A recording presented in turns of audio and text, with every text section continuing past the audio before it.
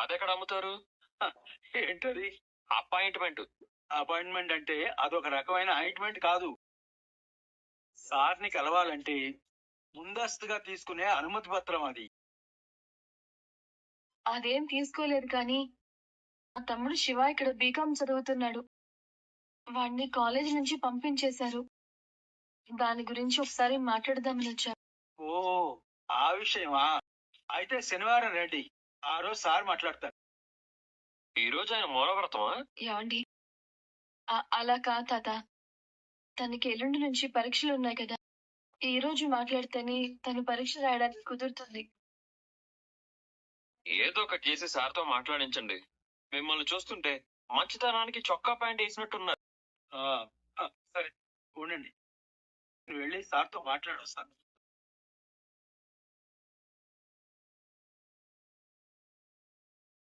ఇప్పుడు చూడు, సార్ రమ్మంటున్నారు అని వస్తాడు చూడు. సారీ అండి, సార్ ఒప్పుకోవటం లేదు. ఆయన ఒప్పుకోకపోతే నేను ఒప్పుకోను. ఉండండి తాత. మా తమ్ముడు బాగా చదువుకోవాలని మా నాన్న కోరిక. ఆయన ఇప్పుడు మాతో లేరు.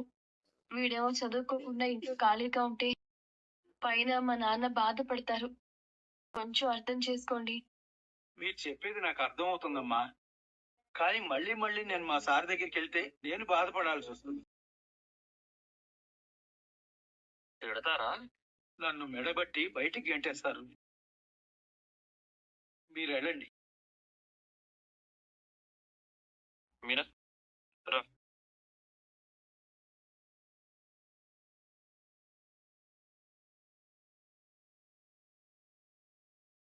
ఏం చేద్దామంటావు? ప్రిన్సిపల్ గారు మనల్ని కలవడానికి ఎందుకు ఒప్పుకోవట్లేదంటారు? అదే ఎందుకు ఒప్పుకోవడం లేదో నాకు అర్థం కావట్లేదు. ఎలాగైనా ప్రిన్సిపల్ సార్ తో మాట్లాడి పరీక్షలు రాపిస్తామని శివకి మాట ఇచ్చాం.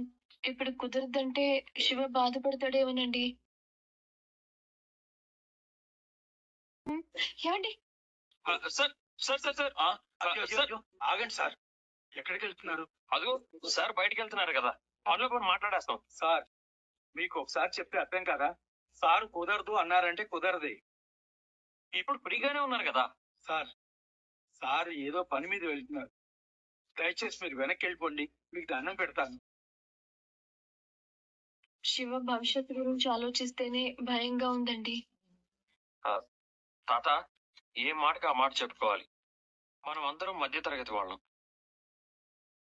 ఆ రోజుల్లో మిమ్మల్ని మీ ఇంట్లో వాళ్ళు సరిగ్గా చదివించలేకపోయారు కాబట్టి ఇప్పుడు మీరు ఇంత పెద్ద కాలేజ్ ముందు ప్యూన్ గా ఉన్నారు.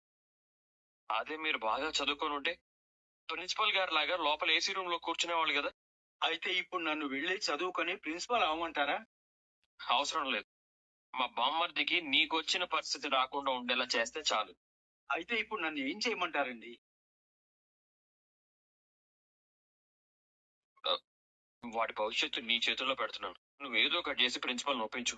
అలా కాదు సార్, సార్ కొంచెం చిరాకు ఎక్కువ. ఎవరిని అంత ఈజీగా కలవరు. ఆయనకి చిరాకు ఎక్కువ అని పిల్లల భవిష్యత్తు గురించి పట్టించుకోకుండా ఉండలేం కదా. మీతో మాత్రమే కాదమ్మా, సార్ ఎవరితోనైనా అలాగే ఉంటారు.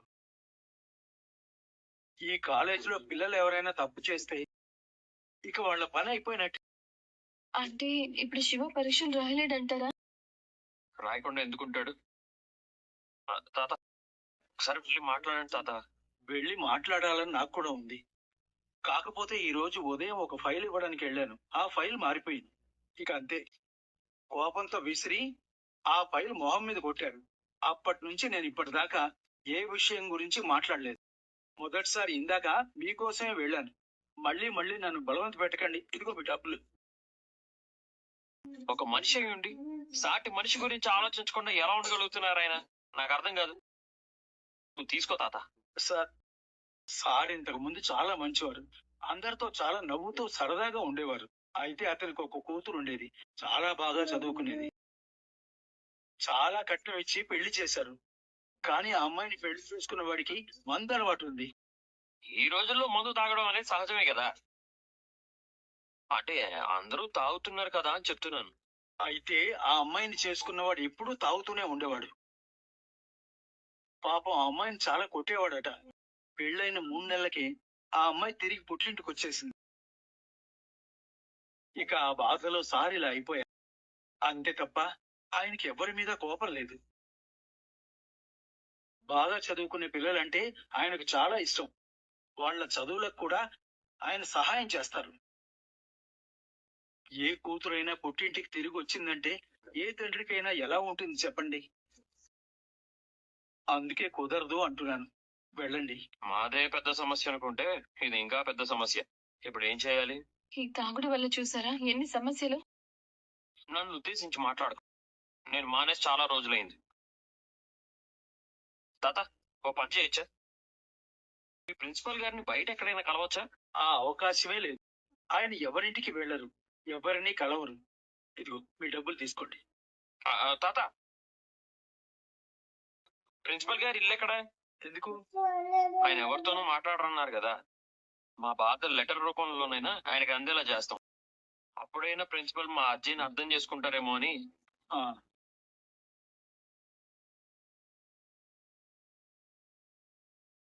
అది బాబు అడ్రస్.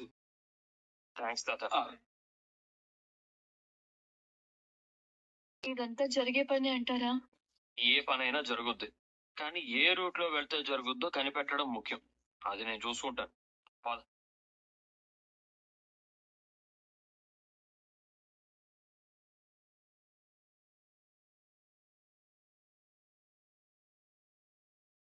కరోనా తర్వాత అందరూ ఆన్లైన్ కి అలవాటు పడిపోయారు.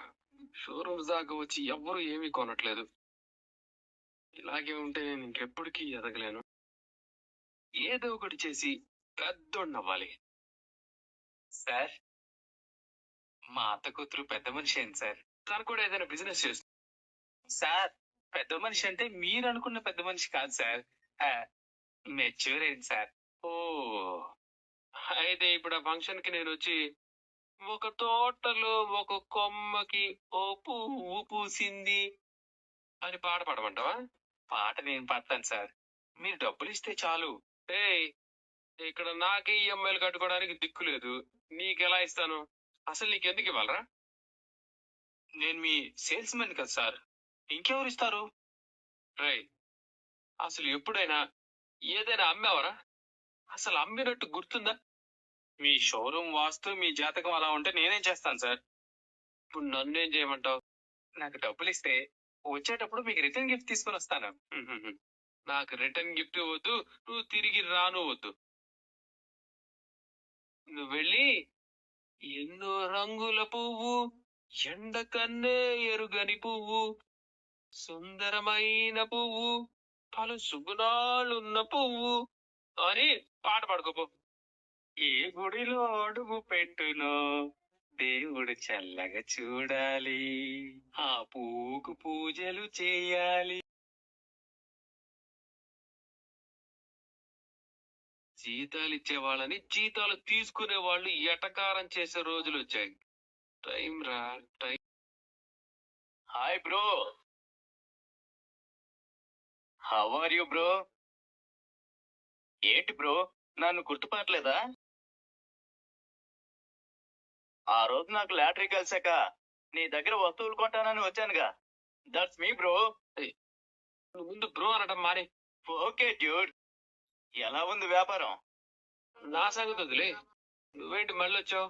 ఆ రోజు నేను లాటరీ ఖచ్చితంగా గెలుస్తానంటే నువ్వు నమ్మలేదు. మీ ఫండోర్తో నన్ను బయటికి గెంటేశారు. అందుకని ఇప్పుడు గొడవ చేయడానికి వచ్చావా? మనం గొడవ పడాలంటే దానికి సమ ఉజ్జి కావాలి. బట్ నీది నా రేంజ్ కాదు.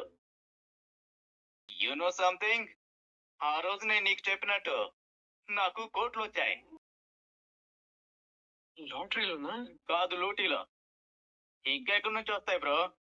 చెప్పేది పూర్తిగా వినండి. నాకు ట్యాక్స్లను పోను దగ్గర దగ్గర ₹1,00,00,000 మిగిలాయి. రూపాయల ఇప్పుడు నేను కోటీశ్వరుని. రూపాయలు? ఇదెలా పాసిబుల్ అయింది? నమ్మకం.